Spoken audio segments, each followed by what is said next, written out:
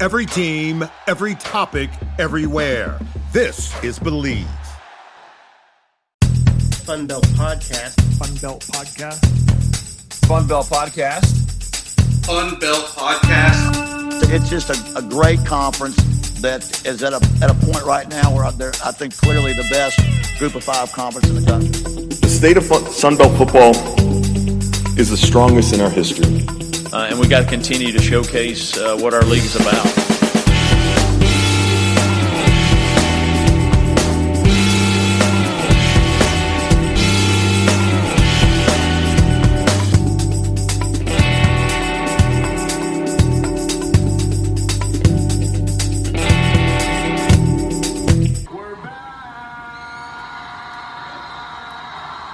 Yes, we are back. Episode number 11. Week one's in the books, guys. A lot of questions were answered. More questions were generated. How'd you feel about your team there in the opening week? Jeremy, we'll start with you since you're the lone winner in the room today. Tell us about the second half. We're going to forget about that first half, the second half of that game. The first half, we had the Red Wolves had started a Florida State transfer, a guy named James Blackman, who didn't have a bad game. He just didn't have a great rapport with the receivers. He ended up in the third quarter losing his helmet. So he's scrambling around trying to get it back on before the refs notice, and the refs say, no, you got to get on the sideline. In comes Lane Hatcher, who immediately tosses a 36-yard touchdown to Corey Rucker. He ends up passing 3 more touchdowns in a quarter and a half and steamed past UCA in the last half to secure a something like a 40-27, I forget the final score, victory. But it was a bit of a defensive struggle in the beginning, and then it worked out at the end. But UCA is always tough for us; they really want to beat us. So it was good to have that win, and now we're looking forward to Memphis. Ben, what the hell happened? Okay, I guess it's my turn. Well, Georgia State fought the Army and came out pretty much like everyone else in American history. It didn't end well, as I mentioned last week. Basically, turnovers, and you can't give a triple option multiple times and get up possessions, and that's exactly what happened. And I think it was over by halftime, which Panther fans have seen this movie before. And I got a note from our colleagues who covers Georgia State and Georgia Southern for SB Nation. He said, "Is this what this is like covering the Panthers?" And I basically said, "Yeah, pretty much. You're going to have a trading game a year, which you really can't explain." The coaching staff certainly didn't seem to explain it either.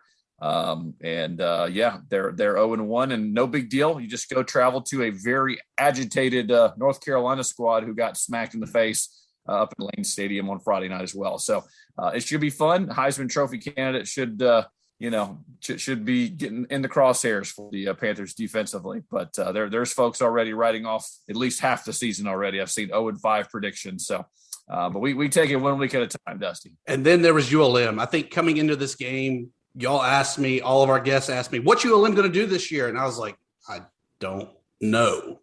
But a guy that does know, that joins us, boots on the ground, he was there suffering with me as well as we watched Kentucky beat ULM this past weekend to open the season. Adam Hunsucker from the New Star joins us. Adam, what did we learn on Saturday? Before we get into that, I think we should go back to the very first moment you and I suffered together in a press box, because I think it really dovetails nicely into this game. If you remember back in 2015, you and I made the trip to Athens, Georgia. We were both, what was it? We were both, 7 years younger? I was about 50 pounds heavier.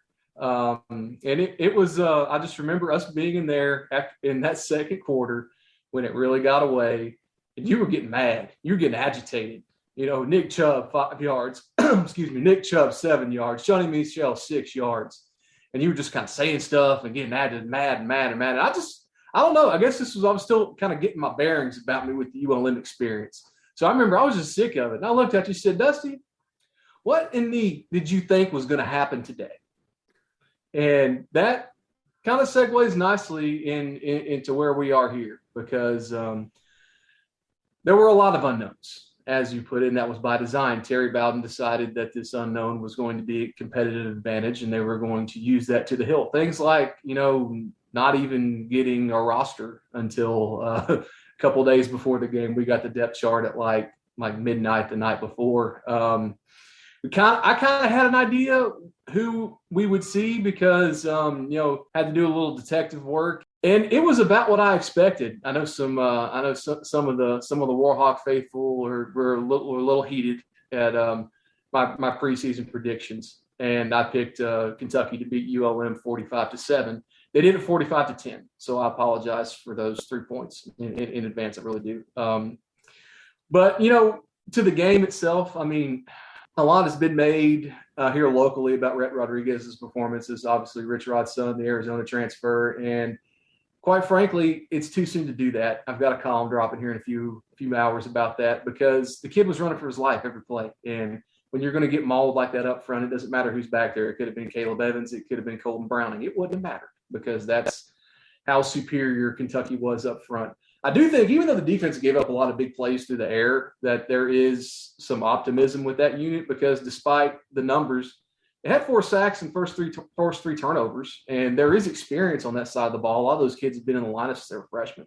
So I do think you can take that away, but it was a long afternoon for the good ship Warhawk over in Lexington. It was, like I said, it was kind of what I expected because that's the other thing. They signed 62 new players. There are 62 new players on this roster. 6 of those were starting, and a bunch more littered in the TD. I think the offensive line, that starting group, there was 4 redshirt freshmen or freshmen in there. So you got to be patient when you got this kind of turnover. It's by no means a finished product, and I don't think it will be until later on in the season because Jackson State's coming up, and what I watched the other night from them, should be a good night for ULM in the home opener, but I don't think you're going to be able to tell much with that either, just because it's like this swinging like this with just with the competition on the other side. I really think it won't be until Troy until we know something. Hey, Adam, I was watching FunBelt Media Days. I was there virtually like a lot of people, and I got to listen to the Terry Bowden talk a little bit about his team, and you can tell that he knew that there would be some holes to fill and that there'd be time to take. He's kind of a sort of a team, or what was a good way to look at it? A struggling team horse whisperer in a way, where he sort of can build up a team that has historically had trouble.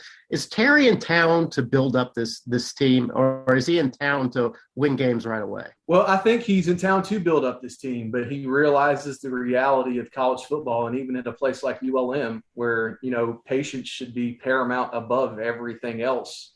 That if he doesn't show some signs of upward trajectory, that this thing's not going to be pretty. So he's told us he's made no secret that he wants to go 5 years. He wants to put this thing on good footing, so then the next guy can have something to work with and see what happens from there. And this was the first step in the process. I mean, he made it clear from jump that this roster was going to be, basically gutted, and it has been.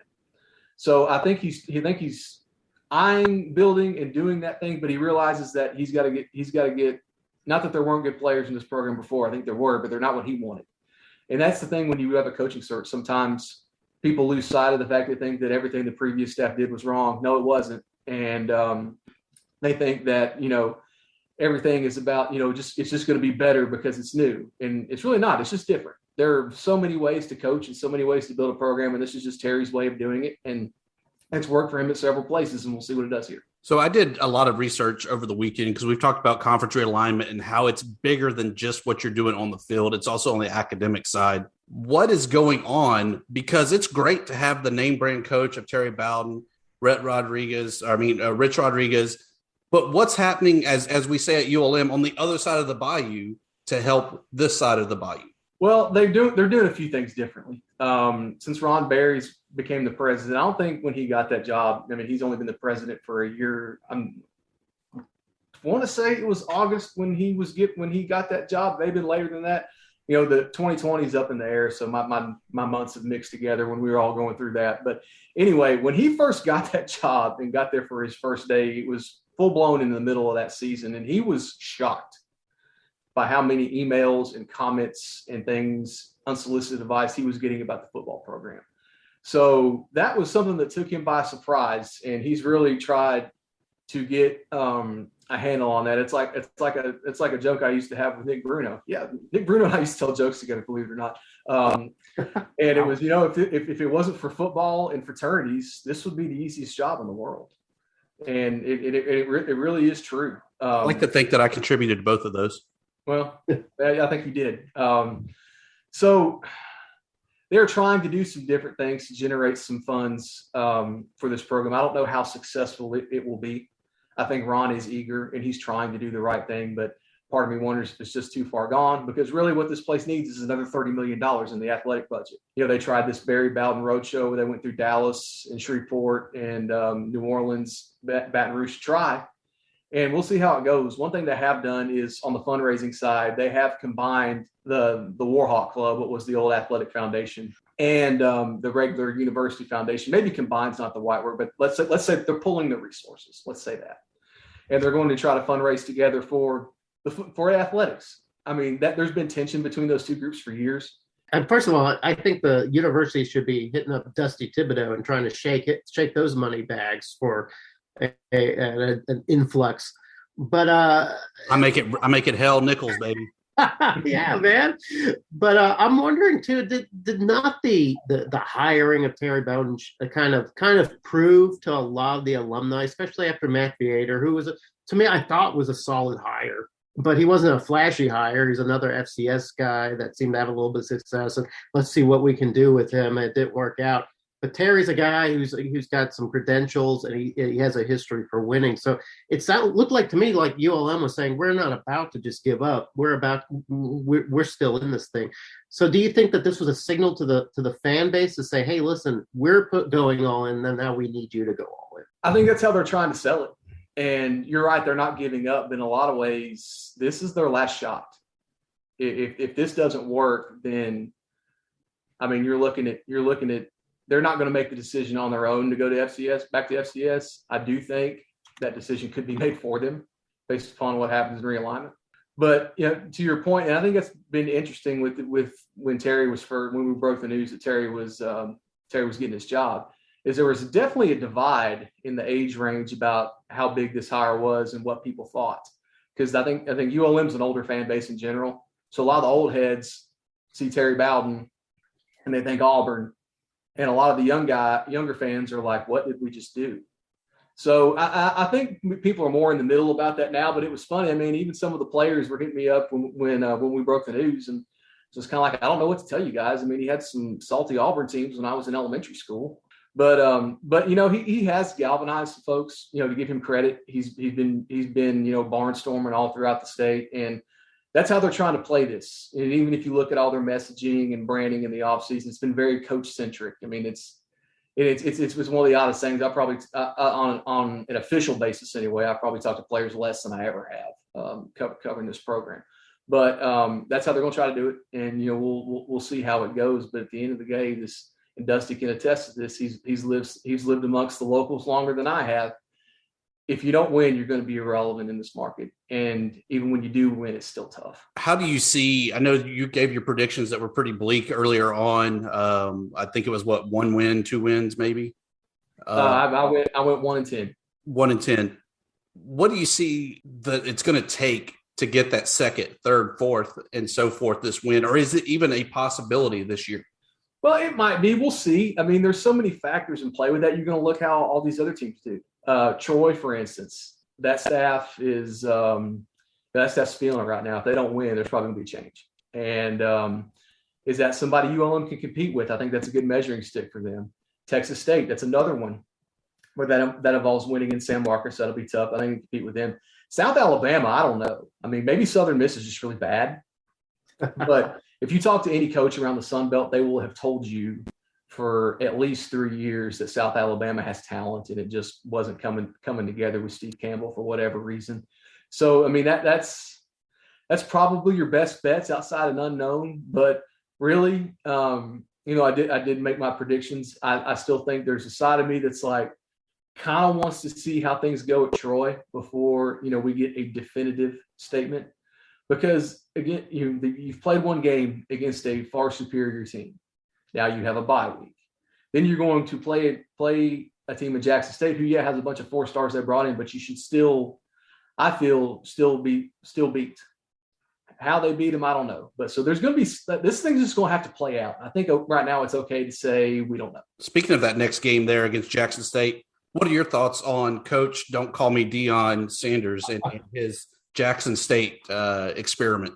He's played this masterfully. I mean, go back to Conference Media Day. I think it was the week of SEC Media Day. Actually, we were talking about Deion because that's what all this. Because that's what this is. And all this stuff. It's. I think somebody else made this point too, but it's wrestling. It's exactly what it is. I mean, he's out here cutting promos and drawing heat to get attention on himself to draw all the eyeballs. That's what he's trying to do with Jackson State. And to me, the more interesting thing is we still really haven't answered the question: is this whole experiment, is Deion doing this for the kids in the school, or is he doing this for Deion? And it makes you wonder, because if you go and look at the way the saga of Prime Prep unfolded, that can't leave a good taste in your mouth. But I would say, as somebody, being in this market and, getting a taste of HBCU football and seeing, the good work that, Grambling and Southern do in this state, and Jackson State and Mississippi and schools throughout the area, there's a broader mission at place with an HBCU. And I hope he's doing this for the kids in the school, but we will see.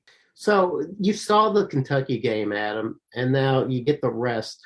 You've seen how the quarterback reacted. You've seen how some of the defense reacted.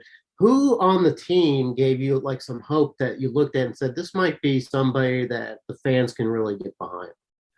Well, and I'll tell you one. I mean, the numbers won't be eye-popping, but just watching him play and just seeing the reaction already, I think Boogie Knight is about to make a boatload of money in name, image, and likeness as soon as he gets hooked up around here. It's something I was joking about with somebody at ULM. Michael Lertle, the point guard, if he had stayed at ULM and not gone to UAB, he'd be cleaning up right now. And I think you're going to see Boogie Knight do this. Definitely looks the part. Did a good job. I think he's going to get a bunch of targets this season and be that guy. Not only that, he's marketable. I mean, the name alone speaks for itself. I don't know if the boy has seen the movie in which he has taken his moniker from, or that would be hysterical if he had not. But I definitely think he's a bright spot. I think on the defensive end, Ty Shelby had a great game at defensive end, 2 sacks, and that's a kid he's been around forever. I mean, he's a 6-year senior, super good kid. Just wants to. A lot of them that have hung around just want to win, want to be successful. I mean, that's a kid that was pressed into duty on the basketball team a few years ago. He got out there and hooped a little bit. So cool to see him have a good game. Hope he has a good year, but that's definitely 2 to watch. We mentioned him earlier. We are now joined by the man with the best name in all of college football, and especially for ULM, Boogie Knight. First question is, how did you get the name Boogie? Yeah, I definitely get that question a lot. So the name Boogie came from like youth football. Like growing up, I have a ton of like older cousins playing in the backyard. Like just really early on, they realized I was kind of like a shifty. Like I was really quick, really shifty, and then as like youth football started, that kind of like that name built. My dad gave it to me when I was about 6 or 7 in like youth football, and it kind of just grew over the years. And by the time I got to high school, it was like that became my name. Like I don't even like that's what I go by. Like that's what my teachers call me. That's what my coaches. That's what my parents call me. Friends, and it just grew, and now it just really stuck. So not affiliated with the movie at all. I mean, that might have had some. It might have had some pull from my parents' perspective, but yeah, I don't think that it really correlates. I don't know. They might have just rang because it sounds good together. It flows. They might have just been a perfect scenario. So Boogie, you had a great weekend this past weekend. Talk about kind of coming into this season, because really the team was almost like a secret. No one knew what to expect. Mm-hmm. No one knew what was going to happen. Those close to the ULM program kind of knew your name, didn't really know what kind of caliber of player you were going to be. Obviously knew Rhett's name. What did y'all really see in those early practices coming into the season? Yeah, so it like having so many transfers, a little at first, like it's like you kind of got to get that chemistry. Like me and Rhett threw together every day the entire summer, so we have that chemistry. But it's about like getting all these different guys with we have a ton of talent here. It's just kind of getting us all on the same page and just become one. And I think it's going to continue to grow week by week. And I think like Kentucky, we started out strong. We showed a lot of like light, but it just comes down to like really just getting that chemistry and just being able to hold that momentum and just continue to grow as a team. I think that's like the biggest thing. You followed Bowden down from Akron, where you originally signed out of high school. Mm-hmm.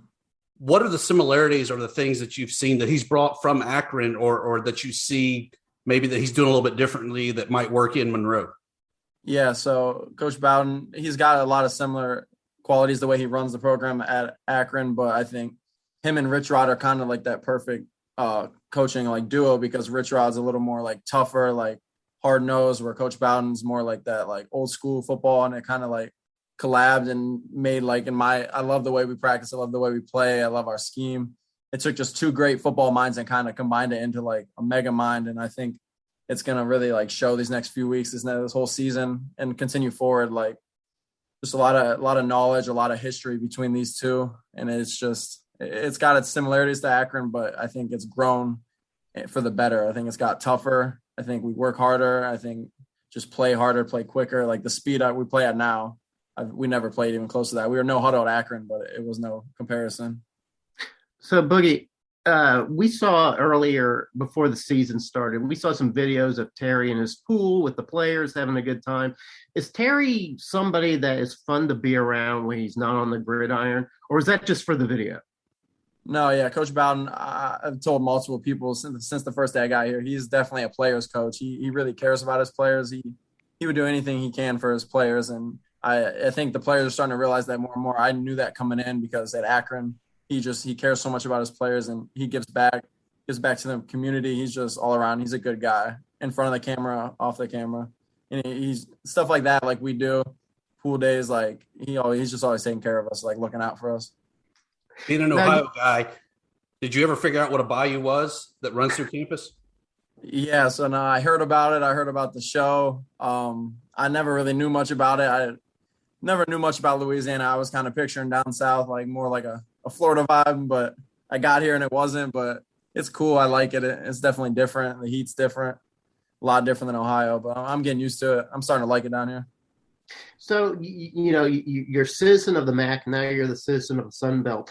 Don't have much data, so you probably can't answer this question with all knowledge, but have you seen much difference between the Sun Belt and the MAC? Yeah, just from my understanding and just a lot of the film I watch, they're very similar conferences. It's kind of like the Sun Belt's the MAC of the South. It seems like the MAC is a little more like hard-nosed football, where down south it seems like more like speed game, like it's a little faster, like a little bit better athletes, a little like the DBs down here a lot better, I feel like. I'm still getting used to it. Like I said, I only really played against Kentucky this year, but even so, like just DBs from here at Monroe compared to Akron, they just seem better. They just seem like better athletes. Like I feel like that's like the biggest difference is like the speed and athleticism, and the Sun Belt is a little bit better than the MAC. The big offseason topic has been NLI. What have you done to try to capitalize on, like I said, the best name in college football? Yeah, so I really like after that first game, my name was kind of blowing up on Twitter. My brother, he kind of takes care of that, like because I'm trying to just focus on football, and he really he helps me a lot with that. Like he's reaching out to people, and then people start reaching out to me, and he's been in contact with them. But yeah, I mean, I always knew my name was like intrigued people, but after that game, he was showing me all these tweets. A ton of people were loving the name. So then a clothing company reached out to me, and they want to make shirts like advertising my name and the Boogie Nights, the movie, like kind of combine it in one, like my name with that font with my number inside. And so far I got a lot of good reviews. I got a lot of people reaching out, asking me to make it, and they want to buy it. So it's pretty cool. So Boogie, I know that you're pretty new to Monroe and you're new to the Sun Belt. The last game of the season is with the Cajuns. And I know that Dusty looks forward to that game. Have you prepared yourself mentally, physically, and spiritually for the hatred that's about to come in Louisiana on that week? And before you answer that, let me tell you my craziest Lafayette story. Oh, God. This happened where Jaron Johnson, he was defensive tackle from right there in Rayville. Of course, the student section's right there giving him grief. Somehow an entire pizza makes its way onto the field. Oh, wow. So Jaron decides, time for a good old mid-game snack. It helped because I think he wound up having two tackles for loss on the following drive. But just letting you know, that's the kind of craziness to expect for that. So coming from the MAC, like at Akron, we had a really good rivalry with Kent State. It's probably similar to that, but yeah, we never had nothing quite like that. But I live for like rivalry games. I love the pressure. I love like just the atmosphere, and college football is like something that is better than like anything else. Like the way people act, like they're going to give us hate, but to an extent, I use it as motivation. Like it's cool. But like I said, it's just football. It comes down to just playing a game. Like I kind of zone it. Once the game starts, I don't really hear anything outside of the field, outside of the calls from the coaches. And it just kind of creates that fun. And like you have memories, like it creates good memories for everybody. Well, Boogie, I know you got to get out of here. I appreciate you stopping by. We look forward to seeing what you can do on the field this year and, trying to have you back later in the year. Yes, sir. Thank you guys for having me. Thanks. Thanks, Boogie. Hey, Adam, we've got you've got the coastal in the east, and you've got Louisiana in the west. Louisiana, Lafayette. Thank you. In the west. Those are the two teams expected to win both divisions. Who do you see as sort of wild cards who could come in and maybe bust up that party?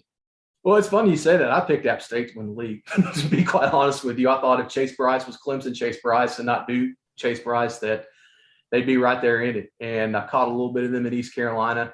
Now, granted, ECU may be the worst team in the American this year. They're more Tulsa, but they put it on them. They looked really good doing it too. I think they've gotten back to their roots more offensively now that Frank Ponce, who's part of that whole Scott Satterfield crew, has come back from Louisville as the offensive coordinator. Because with Tony Peterson last year as the OC, they were trying to do the old App stuff, but we're a little all over the place. And now it's back what we expect. They're going to run inside and outside zone 40 times a game. They will have some misdirection play action off of it, and you will not be able to stop it.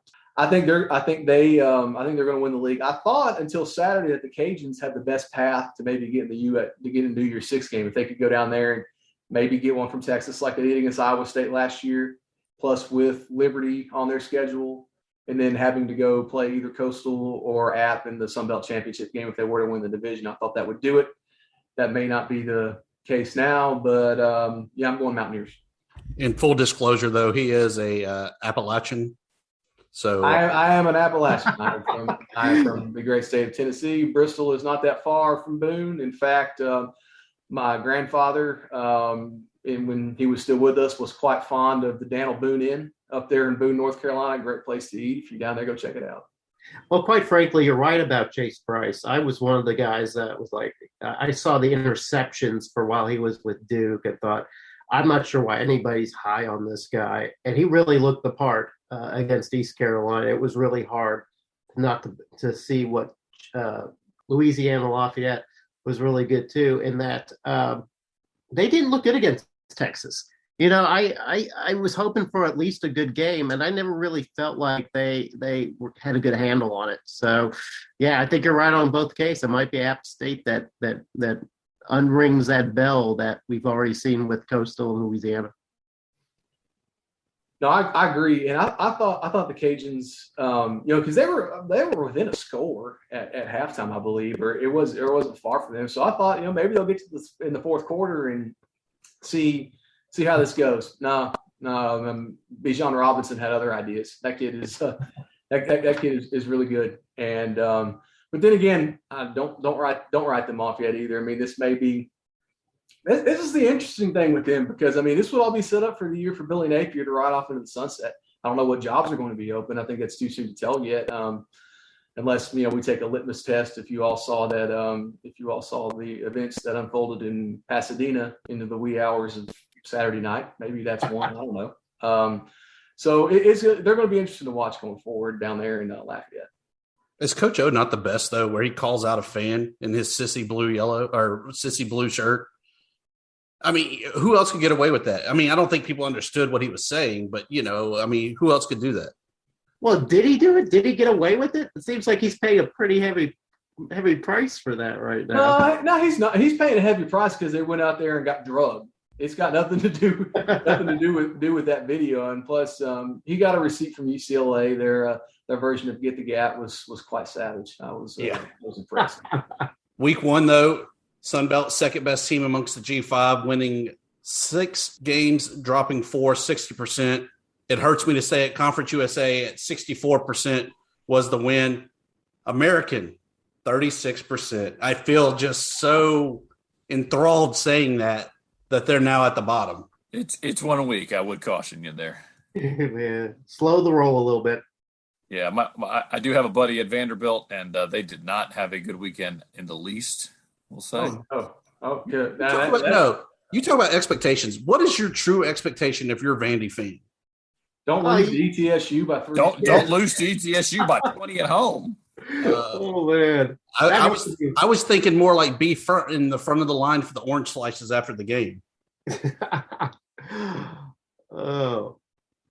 As we said, week 1, App State, huge win over East Carolina. I think that really set the tone for the conference and kind of showing that they weren't a flash in the pan, backing up Adam's statement there of how they are legit and probably contenders there for, the conference title, maybe even the East, especially over Coastal Carolina, who also won on Thursday over the Citadel. It wasn't even close. It really wasn't. Their offense tallied over 600 yards of total offense. Grayson McCall continued to put on a show, passing for over 260 yards. Grayson being Grayson. Yeah, and I thought Coastal Carolina actually looked as a program pretty good on ESPN3 of all places. They had a pretty good crowd. They had the mascot on the Sea-Doo with wheels. They blew out their opponent. So I thought that was a win for the Sun Belt. I don't know if Citadel is a true test of greatness, but certainly Coastal passed that first test. Then Saturday, kick off the early morning there. ULM falls to Kentucky. Georgia State, maybe they'll make it to the stadium on time so that they can have a rematch. Arkansas State showed up the second half. I don't know where they were the first half in that game. Georgia Southern really, yeah, I mean, that Georgia Southern Gardner-Webb game, it was a 5-point game. I really think that was a lot closer than what most people were really thinking.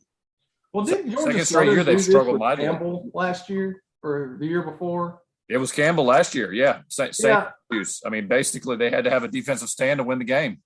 Yeah, so maybe we don't take too much out of that yet with the Eagles because they still got it pretty together, got to the New Orleans Bowl and annihilated a Louisiana Tech team that had won 6 bowl games in a row. So might be pulling the hook there a little too quick. You just made me a Georgia Southern fan. Bless your heart. Oh, we could do a whole story on this quote unquote rivalry y'all will not let die, but we have to save that for another show. Exactly. Louisiana Lafayette, I thought they looked okay going against Texas. Definitely one-dimensional, though, that Levi Lewis, it was his show, 282 yards passing and just 76 yards rushing. I think if they can't run the ball, they will not win games, period. They have got to be two-dimensional because everyone's going to have those top defensive backs going against that receiving core of the Cajuns. It should be something that I'd be concerned about if I was down there in Acadiana, because this team's built an identity with Billy Napier around running the football, not just running, but just annihilating people at the line of scrimmage. That's what they do. And, physicality, it made you wonder if they'd be able – I kind of felt good on how they would match up with Texas. But, they had a couple linemen out. That did not help. And that's something they're going to have to fix going forward, because if they can't run it, it's not going to be much fun. Not surprised that South Alabama really dominated Southern Miss 31-7 in that. Kane Womack, first win, first game at the helm, and lights it up. I actually thought that was the biggest win of the Sun Belt. You like you said, East Carolina is just sort of a team sort of down on its luck right now, and that was a big rivalry game between South Alabama and Southern Miss. So it wasn't like neither team had much to win for. So I thought that was a big win for Womack. I thought it was a big win for the program. It was a big win for that, to open up that stadium. Even though it's a year old, they feel like it's their opening season this year. So I thought that was the biggest win of the Sun Belt. And Jalen Tolbert, 5 catches, 168 yards. It's going to happen a lot this year. So just get ready. Southern Miss 4 turnovers. 4. Is that a sign of South having a good defense, or Southern Miss is just that bad and turning it over? They may just not be very good. Jeremy called it that Texas State was going to beat Baylor. It was by the spread, but they still won. That was a crap safety at the end. I don't care what they say. It's officially 27-7. It was not 29-20. Too little too late. McBride, maybe it was nerves knowing the game with, the big university there being on campus in San Marcos, 3 interceptions. And I think that was really the difference because each one of those led to points on the board for the Bears, including the pick 6. Yeah, I didn't get to see the game. I imagine, though, that Commissioner Keith Gill saw the game because he said he was going to go watch it. So maybe we need to have him on to give us some highlights of the game. But yeah, I really had a good feeling about that Texas State game. I feel like Spavital is sort of rolling all the dice to try to make this his season. And I thought a win over the Bears would have been a really nice feather in that cap. Didn't get the win, but also didn't get embarrassed. And that might be all that he could hope for. Well, just a random thought, but is there a coach that we regard as such a high caliber offensive mind that really has not matched up to the product as much as Jake Spavital? I mean, that's all we heard. I mean, you look at the tree and everybody said, you've got Sonny Dykes, Kevin Sumlin, and I just drew blank. Our boy that's at Houston right now. Dana Holgerson. My bad. Holgerson. Yeah. He was with all those guys, but all those guys call their own plays, except for when Sonny has Tony Franklin. So, is it really I just don't see it. And I do think that this is a make or break season for him because they went all in. They signed all transfers but one, and that's not going to endear you to the Texas High School Coaches Association, who in a lot of times can't save your job if things don't go well, and they're like you. No, and that's why I kind of felt like he was building a team to have some very quick success. I felt like Spavital seeing all these young coaches doing well in the Sun Belt and saying, I'm losing my window of opportunity here. And you're right. When he was brought in, everybody's like, oh, the air raid's coming to San Marcos. And that hasn't quite happened. Although, they played better of late. So maybe this is the season, maybe not. But you're right. I feel like that window's closing on Spavital, and he better show something sooner. You're right. Those Texas high school coaches aren't going to be answering his phone call. No. Go ask Charlie Strong and Tom Herman what those folks can do when they want to.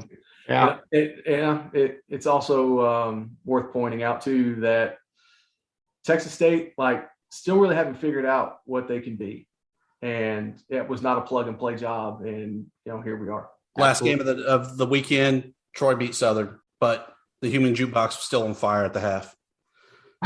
Well, I hate to break up this party, gents, but I got to bounce. But enjoy y'all having me. We had fun, so y'all have a good one. Thanks for joining us, Adam. Week 2. It was so much fun last week. We get to do it again. Kicking off on Friday, the rematch that started everyone not being able to say Chanticleer. Kansas goes to number 22, Coastal Carolina. Coastal opens as 25.5-point favorites. I don't think it's going to happen. Kansas got a win last week. They now know how to win. I think they're going to get 2 in a row here, and the clock is going to strike midnight on Coastal Carolina. Yeah, I think that you have an interesting idea that Kansas has learned how to win. And when you first said that earlier today, I kind of rolled my eyes and thought, oh, come on, it's Kansas. But you know what? It's kind of like when a shark gets a taste of man. He can't go back to just eating tuna, right? He's got to get more man flesh. So maybe Kansas is in the same way.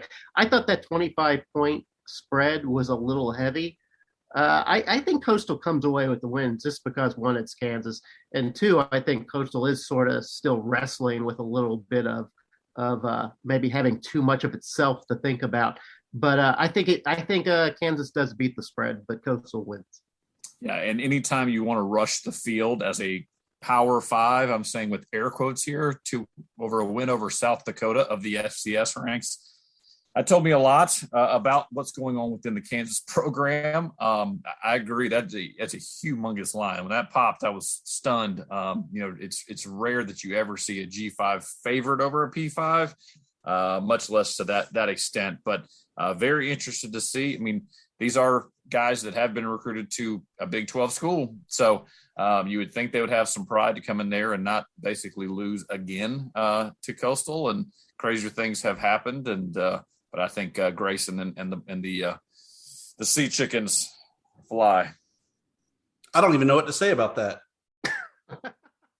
Sea chickens is definitely a new derogatory term from Ben Moore. The Conway Mafia will now be after Ben Moore, not All Jeremy seven of Harper or them? Dusty Thibodeau, but Ben Moore. Is that like the Amish Mafia, that bad TV show they had for a while? Exactly, only shirtless. The second game to me of the day on Saturday is the most intriguing. South Alabama goes to Bowling Green. I liked South Alabama last week against Southern Miss. I don't have a good feeling either way on this, but I think if the Jags can win it, it shows that they're legit, they're contenders, and I need to change my who's going to win the conference bet to South Alabama from Georgia State. I don't know if that's all right. Maybe from Georgia State, but I will say this. I think there's I think it's the line on that's 15, right? 15 in favor of South Bama. I actually feel like that's going to be a good game for South Alabama. I think they're going to win it pretty handedly. I really don't see a mediocre MAC team really challenging South Alabama. So I thought that South Alabama played very well on offense in its game against Southern Miss. I feel like they're going to do just as well against Bowling Green. I have no reason to think not to. So I say, even with the points, pick South Alabama. Yeah, I agree totally. But Bowling Green did give Tennessee some Georgia State flashbacks from a couple years ago. But I think it's one of those situations where Bowling Green's offense is just not good. They cannot score. And just like we've seen in the Sun Belt, if you can't score on the MAC, you don't win a whole lot. I think the Jags are going to absolutely roll. One of the highlights that I saw on week one was Miami, where their turnover got overturned and they had to take the turnover chain off and put it back in the box. I say all that to say App State's headed to the U this week. Miami's only favored by 8. I think Miami can win it at home, but I think App State is going to give them every bit of trouble that they can at that 7:00 ESPN game. 100% agree with you on that, Dusty. I was looking at, I remember the game last year when Miami came to Boone, and I really expected more from Appalachian State, and they just didn't have it. I think they were missing some key players for that game, so that might have been one reason. I really do think Appalachian State's going to be hot for this game. I think they're going to play very well. I think Chase Bryce is the real thing. Like I had said earlier in the show, I was kind of down on the guy starting the season. Saw him in action. I've totally reversed course. He seems like another great quarterback coming out of Appalachian State.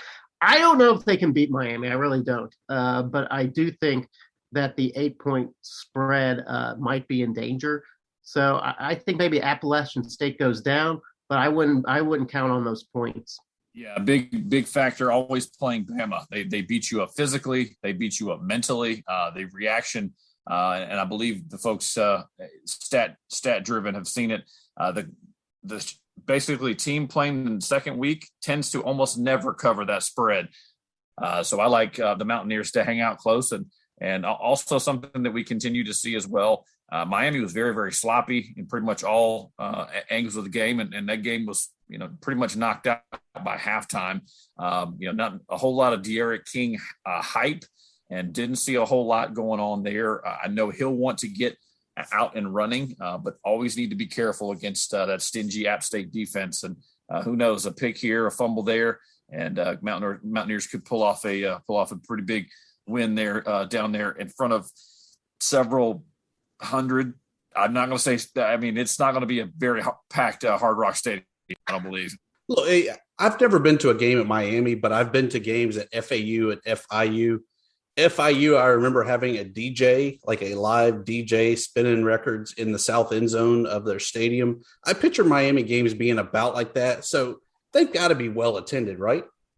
There's a lot to do in Miami. Yeah. So maybe that might be part of the problem. You put on your linen suit, you go out onto the beach, I don't know what else that you do. I don't know, hang out, do some swimming, but maybe do a little clubbing. But yeah, I don't know if Appalachian State brings in the boys to the yard. I don't know. Maybe. Yeah, they don't have very strong attendance for just about anybody, including Florida State, their primary rival. It's been one of the criticisms, and specifically where Hard Rock is located. It's not exactly even near the Miami campus, so it's quite a bit of a drive to get there. And I'm it is an evening kick, as Jeremy mentioned. There's plenty to do in the 305, and Miami versus Appalachian State is probably not high on that. But it'll be high on our list. It will be high on our list. Just like the next game, Liberty at Troy. Both teams kicked the ever-living crap out of an FCS school.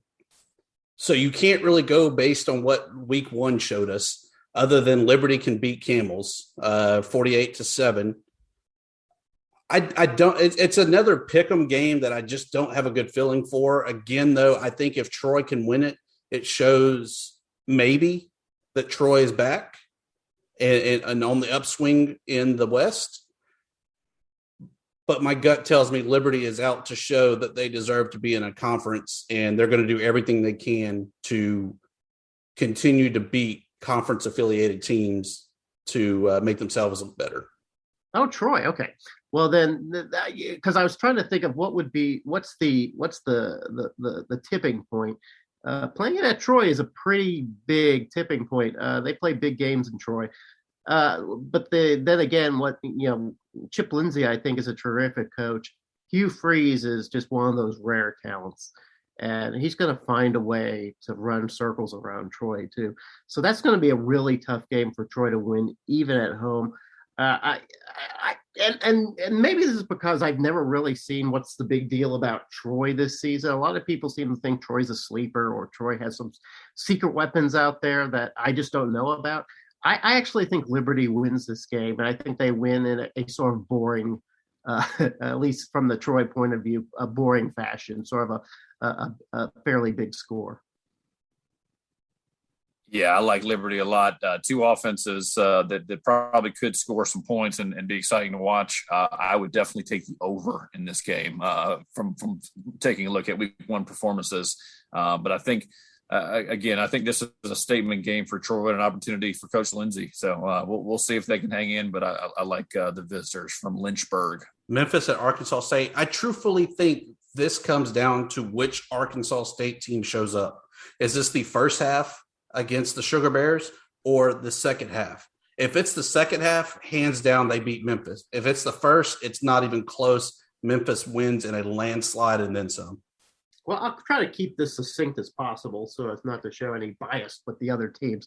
But one thing, even though that there wasn't much scoring in the first half, and that was frustrating for fans to watch, something that was pleasing was that there was defense involved, which is something that Arkansas State hadn't showed in more than a year. So the defense, everybody's very excited about.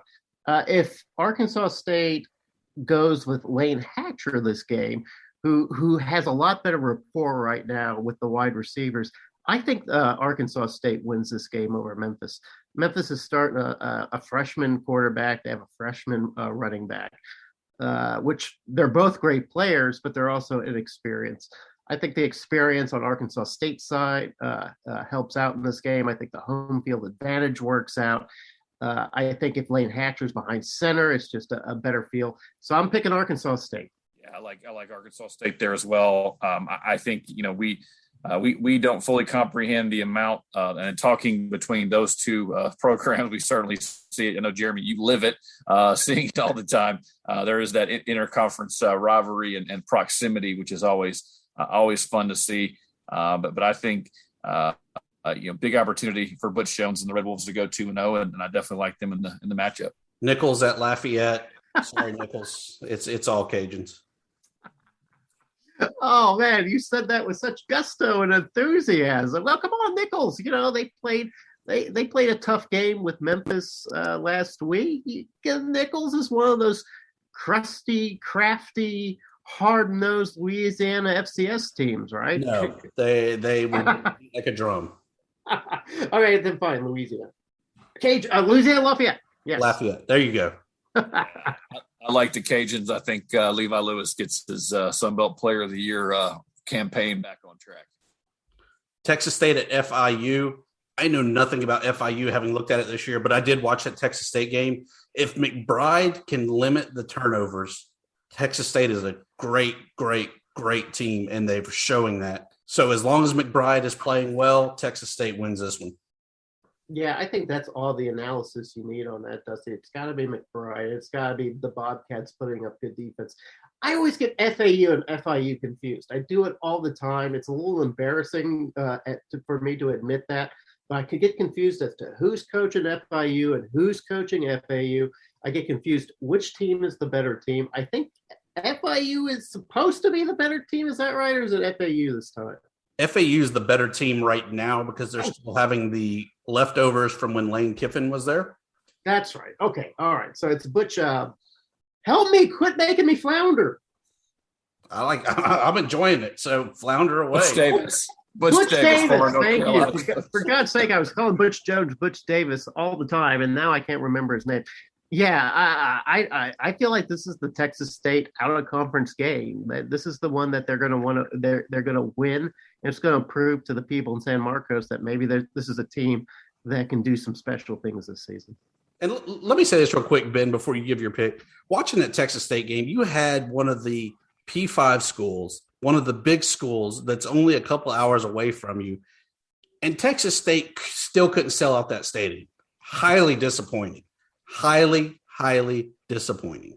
Just tells you a lot about obviously where Texas State and their fans and folks, supporters of that program. And it is very much a show me, as Adam has mentioned, as we've talked about for pretty much several weeks. And I think this is an enormous game for that. You can't come back with another loss or to your point, the next few weeks, the next few home games are going to be even more sparse at Texas State. I like the Bobcats' desperate team. And as you guys have hit on, a little bit less turnovers of that Bobcat offense. Georgia State travels to North Carolina to cap off week 2. I will not pick Georgia State again because I got shamed last week. That was an absolutely dreadful game. I blame Ben 140% for it. 170%. North Carolina all the way. Powder blue. Screw your regular brew. Here's the thing, Dusty. I really got burned by Ben's analysis, and I may you too. I may not financially recover from it, but you know what I did about 4 hours ago? Played the lottery. Straight up bet $10 on Georgia State to beat North Carolina. And here's why. I'm like, you know what? Georgia State, that you get beat by a team like Army, which Army always makes, especially that first week of the season, that offense always makes you look stupid.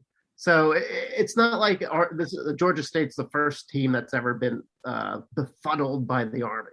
So I feel like Georgia State learns a lot of lessons from this, picks themselves up by the bootstraps, and really puts on a show against North Carolina, who, quite frankly, probably is feeling a bit befuddled itself. Yeah, I watched every single snap of the North Carolina-Virginia Tech game last Friday night. Sam Howell did not look good, was pressured a lot. I think the Panthers will have all 6 players that missed the Army game, including 5 starters, back this weekend. I know the line continues to rise. I think it opened up at 24. It's up to 25.5 at last check. I do think the Panthers were challenged, will be challenged, has been challenged all week. Coach Elliott, hammering the offensive line that just was miserable against the Army Black Knights on Saturday. I think this is definitely a show-me game for Georgia State. They have an opportunity to put some points on the board. And North Carolina's, defense looked, well, could not handle a mobile quarterback. And I'm interested to see Quad Brown get out there and run a little bit, having his weapons back. But I do like North Carolina by at least 3 touchdowns for sure. Hey, was the ULM, what's the line for them and bye? In years past, bye would be favored by double digits. I think this year it's a pick 'em. All right. In all seriousness, I mean, I like the early bye. I like what Bowden was trying to do of go all in on the Kentucky game as much as you can. And then you have a week off to kind of make the adjustments, make sure everyone's healthy and good to go before you kind of hit the stretch of the season. Trying to get yourself better before you start looking next week to Georgia State. Yeah. Jackson State and those hideous chrome colored helmets. that don't even say Jackson State. How ashamed of your school if you don't put the name of the school in there? Anyway, I digress. Last week, me and Ben tied 2-1 on our picks. Jeremy, 1-2. Oh, you know what? I bet with my heart, though. See, that's the key. That's the problem. So you guys use stats and stuff and always wings out, but I'm betting with my heart. And eventually that's going to win out, guys. Love. That's what wins out. Speaking of love, Idaho won last week, shut out 68-0. This week, they play the misspelled Indiana's Indiana for the rest of the nation. So we'll see how the Vandals are after traveling to Indiana. Best of luck to Indiana. Best of luck to former Sunbelt superstars, the Vandals. We're glad they are where they are. I love it. Well, that wraps up episode 11. We thank you again for joining us in all of our madness and mayhem. We leave you, though, with our parting shots, plugs, and promos. My parting shot is definitely you had one job. How do you screw up spelling the name of your school if it's the state you're in? I mean, really, how do you do that?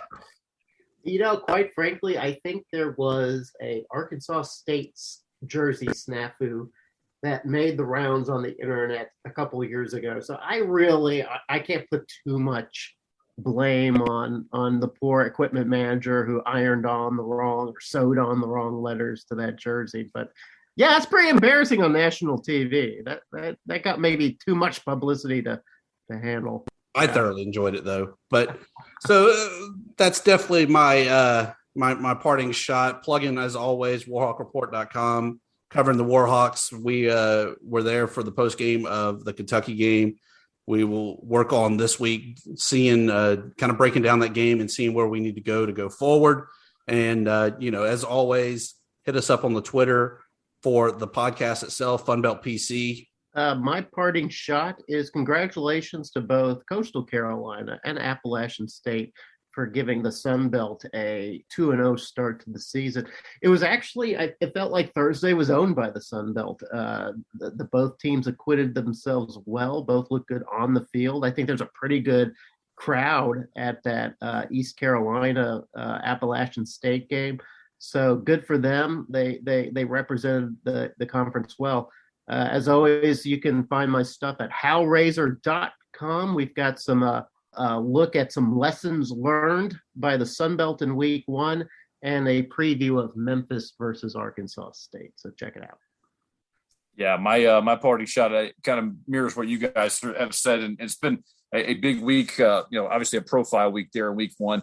I think this is kind of where it gets even bigger. Enormous opportunity. We talked about a little bit earlier with Coastal having an opportunity to blow out Kansas. We know Kansas is not a good Power 5 team. They're not a good FBS team, but you pound them. I believe they're 17th in one of the polls that was released today, continuing to kind of try to march that on and continue to have the flag wave for the entire league. So very interested to see the games as we discussed. And PantherTalk.com, the Panthers have a basketball schedule. We haven't quite given up on the rest of the 11 games, but Georgia State does have a basketball schedule. It does feature 30 games, and we talked about it. We have had one nice North Carolina fan jump on and say they hope the Panthers enjoy their trip to Kenan Stadium, just not win. So that would That's very nice of them. I have one more parting shot, Tibbs, before we take off too. I just want to remind everybody that there were 6 FCS upsets of G5 or let's just say FBS schools, none of them from the Sun Belt. So the Sun Belt avoided that emasculation once again. I think they've have a pretty good record again with the FCS of late, and I hope we keep up with that. Well, for Dusty, Jeremy, Ben, episode 11's in the books, guys. We'll do it again next week, dropping it on Tuesday, where we will talk bowl games. Already? Yes. Already. 2 weeks in. Never too early. We're going bowling, baby. Thanks a lot. We'll see y'all later. All right, Dust.